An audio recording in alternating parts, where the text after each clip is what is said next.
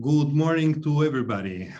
Today we have the third and last conversation organized by the Blue Zone Foundation on fostering startup innovation ecosystems in Sardinia, thanks to the participation of some companies and two special guests we have in Sardinia. We had in Sardinia these 2 weeks. First guest is Valeria Cepi. She's the international manager of Greta Tulipani, startup in the fashion system operating in Sardinia and selling, but also operating, as I understood, in the African market and abroad. A few words about this conversation. It is organized by the Fondazione Blue Zone, which was set up last year with the aim of offering specialized training for the sustainable tourism sector and the arts and cultural assets valorization. And the offering on the training offer will start probably next year. But as all the foundation of this kind, we are engaged in offering occasions, events, initiatives to foster the debate around innovation and creating entrepreneurship, new enterprises in Sardinia. So we really hope that this kind of conversation will engage interest and stimulate the debate on these themes. This is the third appointment of 3. The first was with Chris and Gideon. The second was with Gideon Marks and Antonio Solinas of Abinsula. This third one is, as I said, with Crisbury of USMEC and Valeria Cepi of Greta Tulipani. Fondazione Blue Zone, I must say that is also is founded. The partners of Fondazione Blue Zone are the Provincia di Nuoro, the local school in Tortolì, IANAS, Camera di Commercio di Nuoro, Consorzio Universitario di Nuoro, Federterziario Nazionale, and a bunch of companies, private companies that believe in this project, among which Opificio Innova, who is the management company of our spaces in Manifattura Tabacchi, Cagliari, the new hub for innovation in Sardinia. Why we have Chris Burry with us and Gideon Marks? Because we organize a 2-week summer camp for startuppers in Tortolì, which is ending today. We are waiting for Chris because he's coming from the last day of the program. We know that the young people organize a special event to say them goodbye. We know that it was a very great occasion, enthusiastic, both the coach, both the young people. Welcome to Chris. And there were 2 really exciting weeks for the 15 lucky young persons with ideas for making a startup. They benefited of the long experience of Chris and Gideon all over the world. So who is Chris Burry? Who is Valeria Cepi? Valeria Cepi is the international manager of Greta Tulipani, a company of the fashion industry based in Sassari, but working also in Africa, because their artifacts are made also in Africa. Maybe Valeria will tell us about a little bit more why we chose the case of Greta Tulipani, because it's a new company, quite interesting for mixing the business value positioning in the global market together with very strong values on sustainability and respect of human rights. So then, who is Chris Burry? Chris Burry, beside, I can say we are now friends, so he's a friend. He's a serial entrepreneur, as he said as he describes himself. He's an investor. He's the founder of USMEC, a company specialized in offering programs for creating startups all over the world. They worked with 15 governments all over the world in Europe, Asia, Middle East, Africa, and so huge experience. USMEC offers also programs for entering the US market for companies and startups willing to accelerate and test the US market. So let's start the conversation. Welcome, Valeria. Welcome, Chris. I will start from Valeria, and I will ask directly to Valeria, from where you started and where are you now? And which were the main challenges you faced going global on the market? Good afternoon to everyone. Thank you for this invitation. We are very honored to be here. And Greta Tulipani is, can you hear me now? Because I think my audio is on. Yes.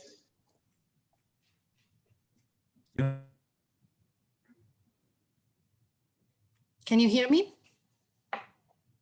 Yes, Valeria, we can hear you. Okay, thank you.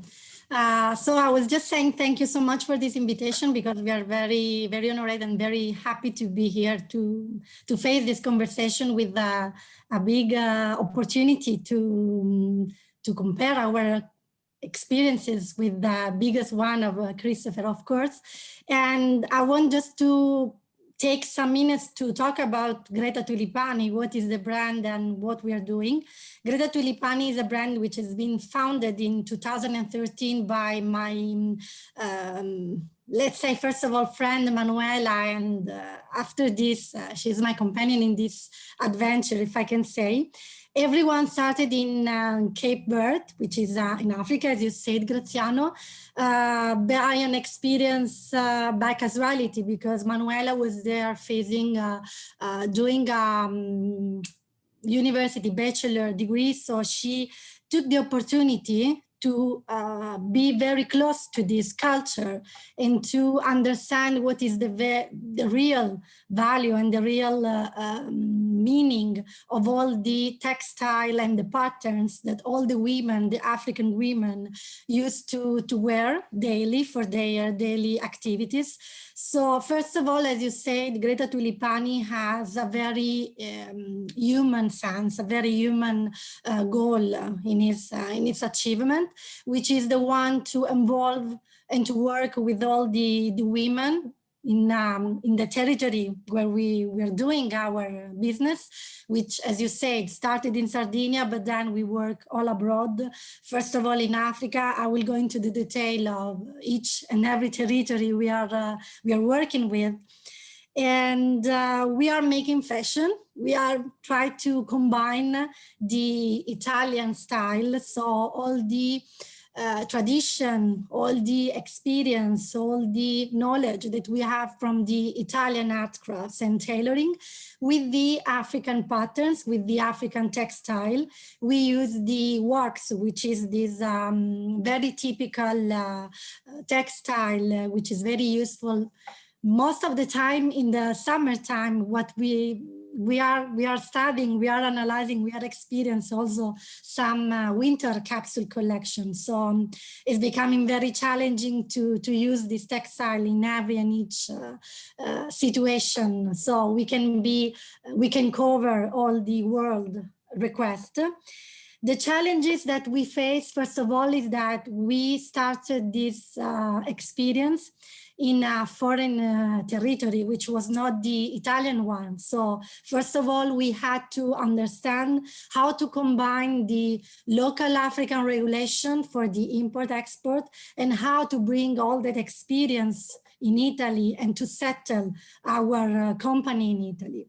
So first of all, from 2013 until today, we went into the detail of what was the bureaucracy to open a company and to make it grow all over the world.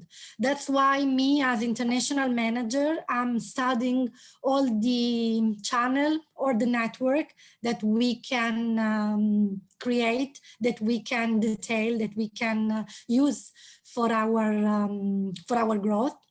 And the strategy that we are facing, that we are settling, is to have in Sardinia, let's say, the headquarters, but then to identify in each territory, in Africa, in Oman, we went in the Asian market, we went in the southwest of Africa, so Senegal, Cape Verde, Morocco. We have different satellite laboratory of textile, of tailoring. So we share our knowledge in the field with the women in place, and we make them grow in terms of managing the laboratory, the textile, the tailoring laboratories that we are opening, but most of all to have a combination of experience, so then we don't need to be physically in the places, in the laboratories, but we can manage it from all over the world and to spread the brand abroad and all over the world whenever the women that like our style choose to work and to have this experience of Greta with us. Thank you very much. This sounds interesting and introduces also a question I wanted to make to Chris, because as I know, USMEC is a company working all over the world with persons all over the world. So you also work with production sites spread all over, and the team of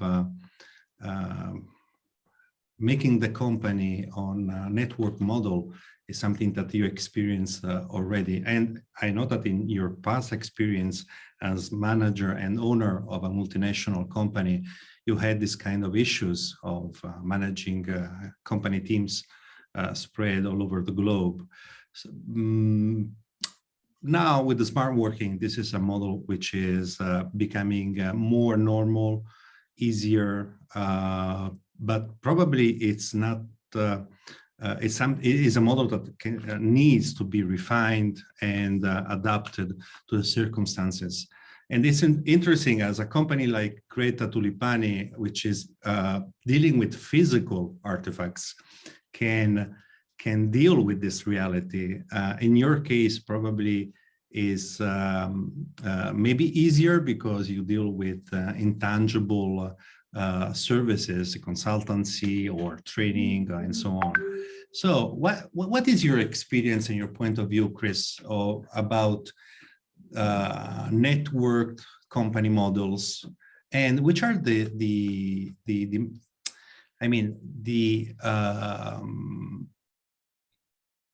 what would you suggest to a startup or to a company to cope with the distance and keep the team engaged and at the same time nurture the company values? Yeah, so the concept of remote working is not new. There have been, we've had truly multinational corporations for, well over 100 years.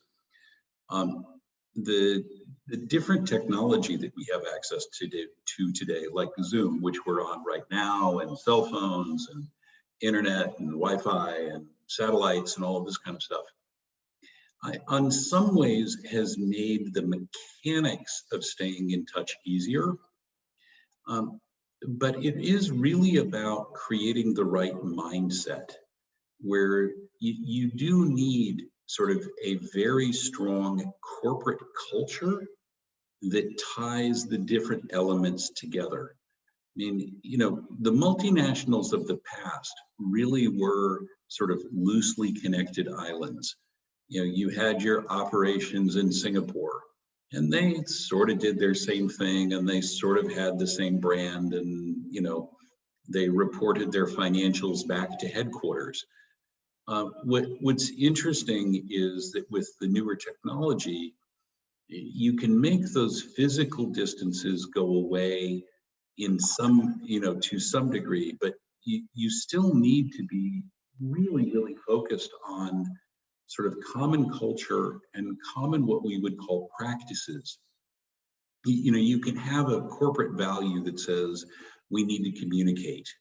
That's nice. It looks great on the wall. But what does that mean in reality?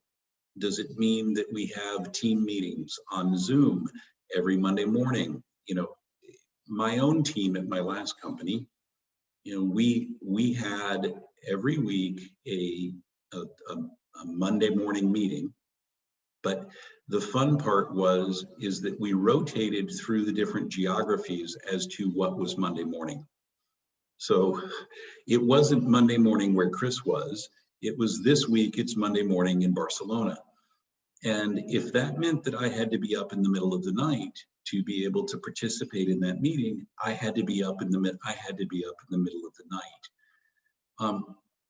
We also focused a great deal on what I would now refer to as the rhythm of the business. You have to get into these rhythms. You have to get into these patterns of behavior where, oh yeah, it's Monday, so we're going to do this. Oh, it's Thursday, so we're going to do this. Because you can't be walking down the hallway and reminding people on Thursday, remember the 5 o'clock, remember the 5 o'clock.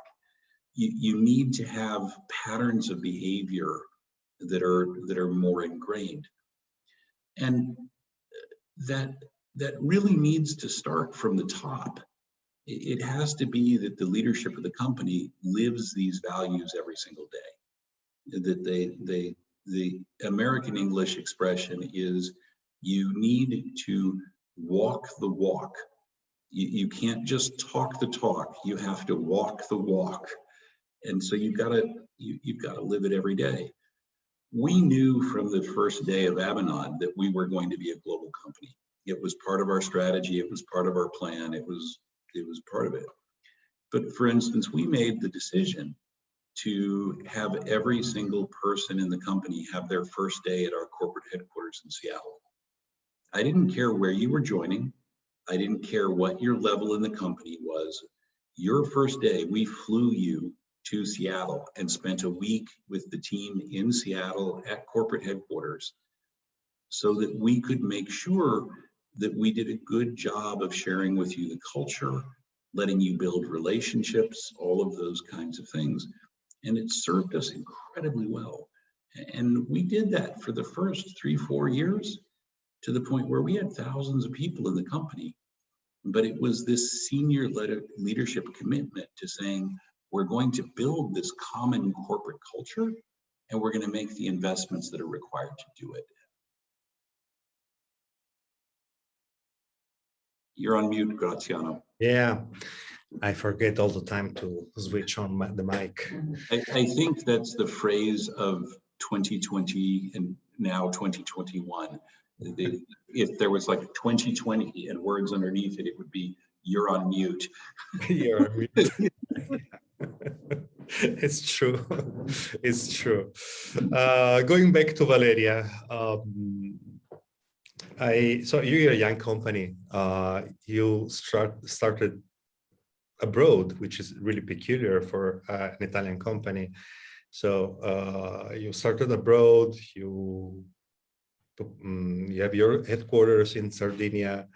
You started immediately globally, which is probably the best choice today for being on the market. I don't know exactly at what stage you are. I think you want to grow more. I think you want to reinforce your market segment. I think you want to accelerate. Which are the strategies to accelerate for you now? I mean, do you want to grow a lot? Do you want to become the next Zara?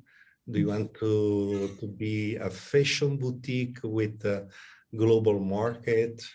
Do you want to go from, I don't know, a bunch of people to hundreds of people working with you with the same model or another model? And so what's your vision for the next future, and which are the leverages you're working on to go to that vision? With all the respect for Zara brand, we are going into the future, which will be the slow fashion. So if I have to look to some inspiration, I don't think will be exactly Zara, because we don't want to make our company to be an industry fashion company. We are aiming to have high quality, and that's why we just focus on the handmade creation. And to have handmade creation, we need to go slow, because the tailor needs time, needs to understand what is the vision of that collection. They need to understand what is the expectation of the customers and as well of the stylists, because my company and my Manuela, my friend in this experience, is the stylist of all the pieces we are creating. So to ensure the quality that we promise to the customers, we need to go slow.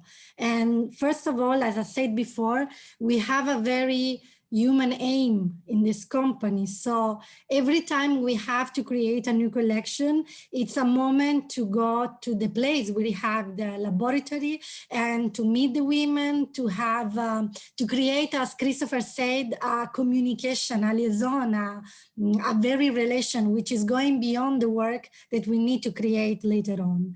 So probably today we are not in the level of a big company. We are growing. We want to achieve, of course, to be all over the world. Right now, we don't have, for example, any liaison with the USA, but we are working on it. So in this exactly moment, even because of the pandemic we face it, we are focusing on the communication. So we are working a lot on the strategy of making our brand to be known as much as possible.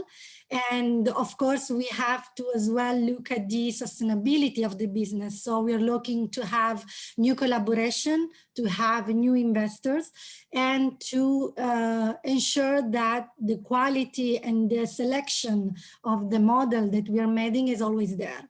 And that's why, rather than the capsule collection, we have a department which is dedicated to the customized pieces. And as well, to be economically, let's say, covered, we have a basic and sport collection, which is the one, let's say, which is going to everyone. So it's the daily creation, if we can call it, is the daily sponsorship that we are doing it with the t-shirt or the collaboration for the beach collection. So we are making bags or shoes, pochette, whatever it can be, the fast fashion, but we are very focused more on the high quality. So we want to ensure that the handmade we promise is always there. So if I well understood, your positioning, investing on quality and ensuring your growth and sustainability on different kind of products, differentiating your markets. Any before going to Chris, any kind of digital solution to let's say maybe engage your customers or give visibility of your values? Because I make your question because once I met a company very similar to yours from Barcelona, and they made fashion with a similar model. And what they did was to track and communicate all the production chain. So every product had a certain of written fiche with the name and even the email of the producer. So there was the story of the tissue, the story of the tailor, the story of the transportation, and so on. And there was also the way of collecting suggestions from the customer, like, oh, I love this button because it's very unique. It's what I love of this shirt. Any kind of digital solution about this or not?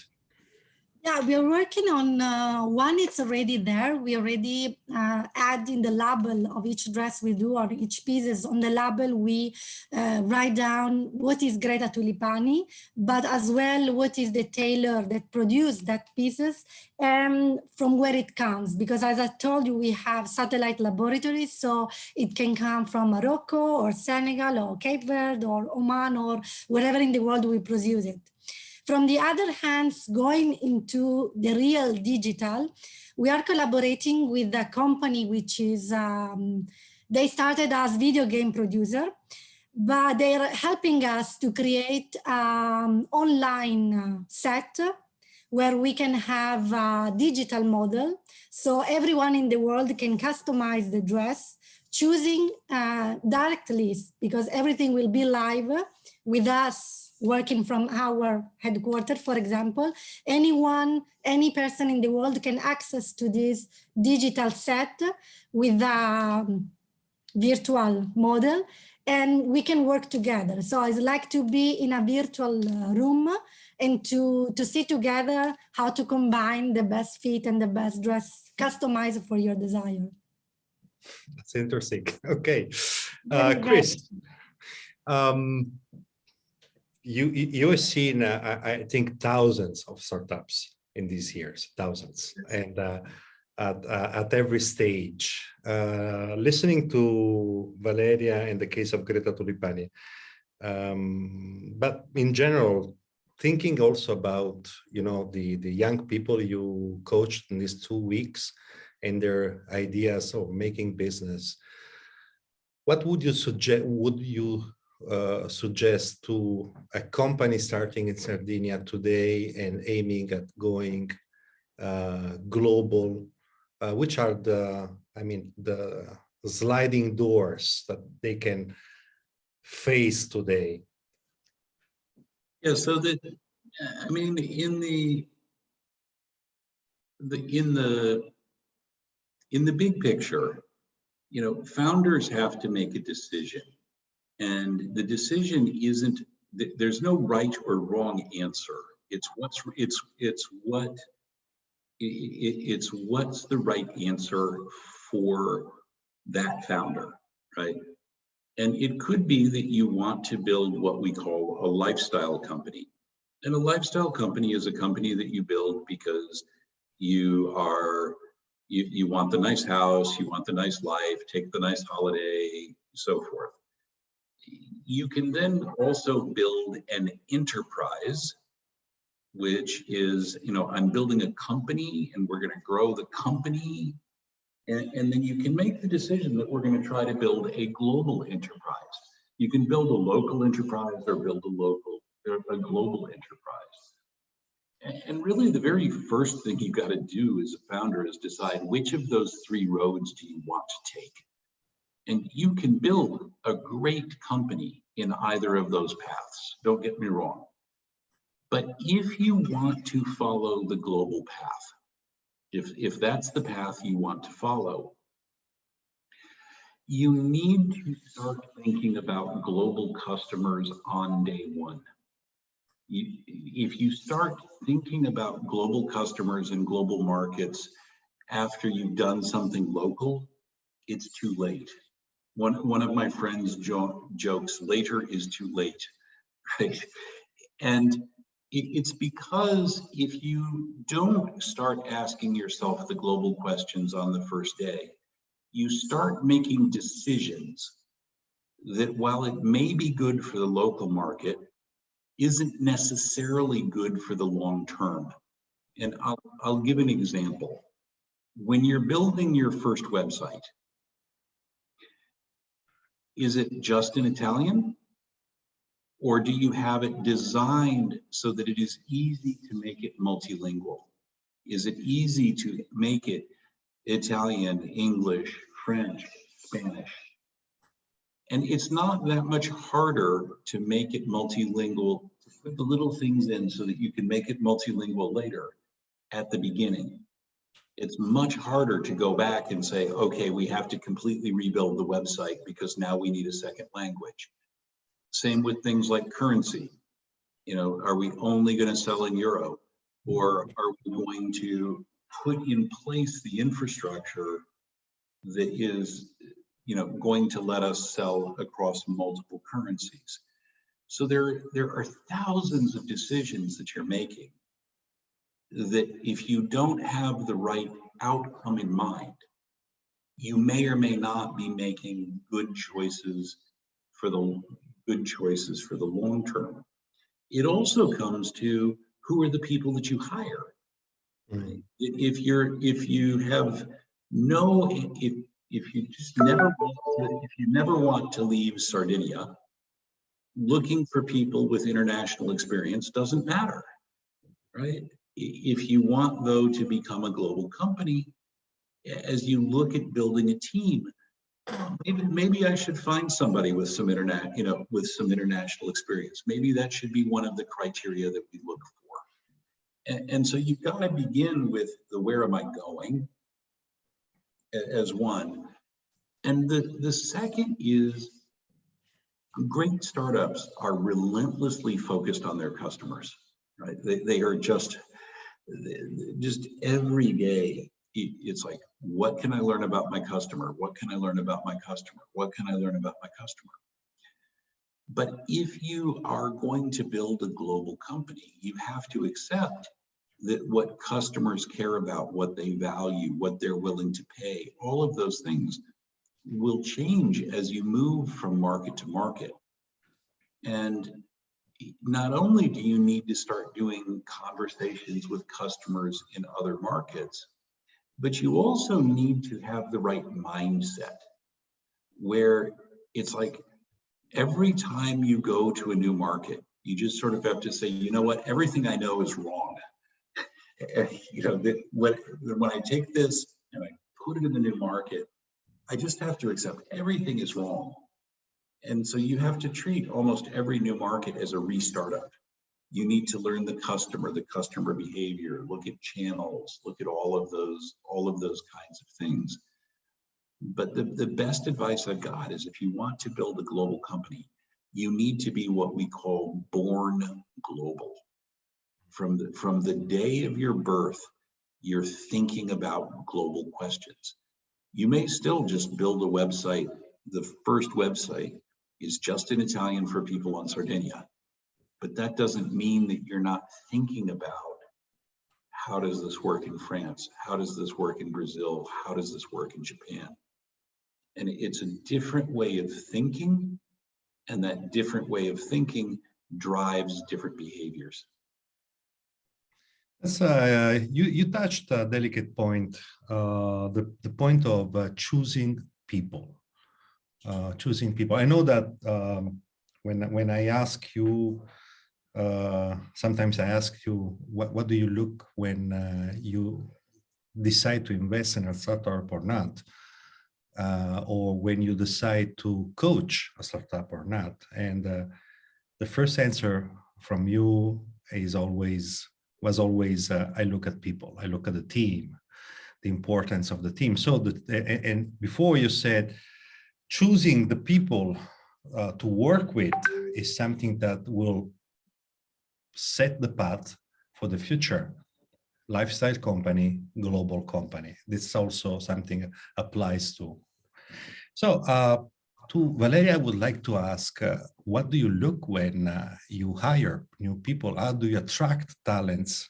And how do you keep them engaged and focused and aligned to your cultural values? Well, that was our first problem. I mean, we didn't start from the Europe, so where we most of the time have the same habits, the same traditions. So from the beginning, Greta Tulipani looked at the global scale. So we knew that we have to study a lot, to learn a lot about all the different cultures. And that's why when we started to work, for example, in the Asian market or in the Arabic market or in the Maghreb market, we saw so many differences that we had, first of all, as I said before, be in touch with the people. So to really get used to their daily habits, to their tradition, to their beliefs, to their culture. And that impacted a lot on our capsule collection, because, for example, what we produce in Milan cannot be the one we sell in Dubai or in the Qatari market or in the Asian market. So I think that the very beautiful things of Greta Tulipani is that the human feelings is that in every places that we go, first of all, we go in touch with the people, we go in touch with the culture, we understand what our customer really wants from our creation, and we want them to understand that we are totally open to be aligned with their beliefs, with their tradition.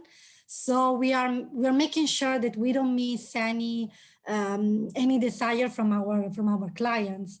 That's how Christopher said when we started our first website. From the beginning, we were like, oh, how many languages we have to get in? It will be sufficient to have only English, because nowadays the international language or not. So it's always a growing. Every day we learn a lot, we learn new things, but we are sure that to not miss anything, we have to go in the territory, we need to talk to the people, and we really need to be connected to them. It's what Chris calls the customer journey, which it's not only once, it's all the time, it's continuous, right, Christopher? Oh yeah, it never ends. Yeah, never ends. So Valeria, we are close to the end. Before making the last question, I wanted to remember that we are live in the Facebook channel, Facebook pages of Opificio Innova, Fondazione Blue Zone, and the web on the web live on Matex TV, which is the regional digital television that we created to offer to the regional citizens content on innovation, culture, curiosities. And it's a TV without advertising, so it's really peculiar. It's an investment of us. It's something that we use to give emphasis also to the interesting stuff we meet going around. So last round of question. I give you the handle, Valeria, and I just ask you to imagine to have Chris, for you, 30 minutes alone for available for professional advice. And what would you ask him? I will have millions of questions right now, but I will focus on one only, just I don't want to get all your time. What I would like to ask to Christopher, since he's having as well this global experience, first of all, we made a big decision, which was to settle our headquarters in Sardinia. So basically, every day we have to deal with the Italian bureaucracy and with the Italian law regulation and the fiscality as well. So one question I want to ask Christopher is, how can we make sure that the slowness of the Italian bureaucracy does not affect our company and all our dreams, our goals in the next future? So how we can make sure that there is no knots in the Italian bureaucracy which can slow down our business?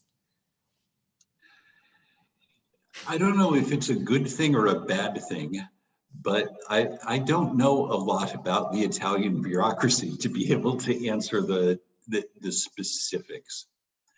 But you know, this is one of the reasons why a lot of global organizations divide up their business functions. They may have their accounting operation and their finance operation in one country. They may have design in another country. They may have, you know, they may divide things up not just, you know, because of cost arbitrage, labor arbitrage, but sometimes it's divided up because of legal and regulatory requirements. You know, I think you've got two paths that you need to pursue at the same time. You know, one is to look at your overall corporate structure and figure out where you need to put functions to make them efficient. And you know, I'm not a big fan of moving jobs out of countries, but if the regulatory environment keeps you from actually growing, you need to find ways to move functions to, you know, to get away from that regulatory requirement. At the same time, I think you have an obligation to really aggressively work with the government about how do they change the environment to make it so that you don't have to think about these kinds of things. You know, how can you become a spokesperson for the entrepreneurial community and force the government to say, hey, you gotta change this. You've got to fix this, because otherwise you're going to end up killing. You're going to do one of two things. You're going to kill the startups, or you're going to make the startups decide to move somewhere else, right? And you do have to take care of your own company. But I do, as I said, I also think you have an obligation to be that forceful, articulate voice for the founders who, you know, don't have that kind of a voice, and become a catalyst for change, right? You know, I often point at the country Estonia as a model for all of this, right? The Estonian government has done a brilliant job of sort of taking all of the friction out of starting and operating a business, right? And, you know, part of the reason they did that was good government. But part of the reason they did that is the entrepreneurs in the country demanded it. And, you know, yeah, it worked. And it worked. The other thing, Valeria, that I would challenge you to do, right? And Graziano didn't ask me, but I would challenge you to do. Founders need a community. I am sure you know the founder's journey is scary, it's lonely, it's, you know, it's all of those kinds of things. And I would encourage you to invite other CEOs of young companies on Sardinia to get together on a regular basis to talk and to share ideas and to be supportive of each other, right? It's the, I'm having a bad day. You need the people to talk to who understand the journey. It's not just a friend who can be like, oh, that's really nice, I'm sorry you're having a bad day. One of the models that works really well around the world is to do a CEO roundtable. It's only entrepreneurs, only CEOs. And every month, two of the CEOs present the two big problems they're trying to solve. And everybody in the room helps them solve that problem, to think about it, to, well, have you thought about this? Have you tried this? Have you done that? But someone needs to be the glue that starts that and holds it together. And the challenge I would give you is to be that glue. Thank you, Chris. This was really inspirational. Yeah, this is an idea. I mean, it could be something really interesting to do.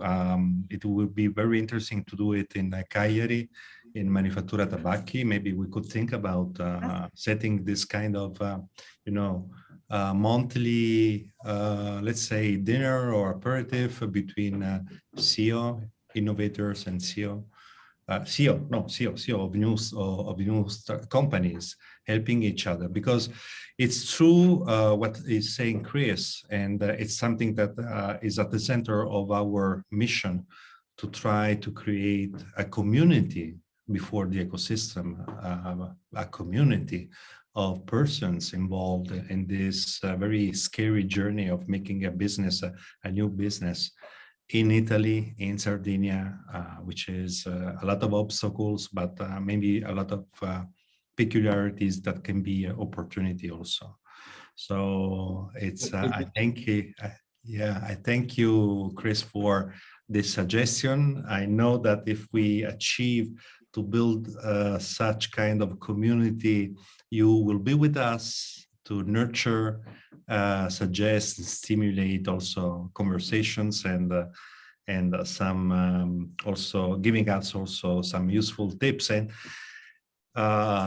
last but not least, what we're trying to do is to build a bridge between the USA, Silicon Valley, and Sardinia. And we are keeping alive this bridge thanks also to realities like USMEC and Chris and all the other friends. I want to quote also Alfredo Coppola and also Gideon Marks and all the friends that I know, that I met in the USMEC. So we reached the end of these conversations. I think this conversation today we had was really interesting. I hope that our public on the socials enjoy it. I'm saying thank you to Valeria Cepi, International Manager of Greta Tulipani Fashion Company. I suggest to visit the website www.gretatulipani.com. And I say really thank you to Crisbury for his generous support he's giving us and to the community to Sardinia. Crisbury, co-founder of USMEC website, www.usmarketaccess.com. So thank you to everybody. I want to thank also the Fondazione di Sardegna, because it's thanks also to their contribution, their sponsorship. If we realize the Startup Summer Camp, this kind of series.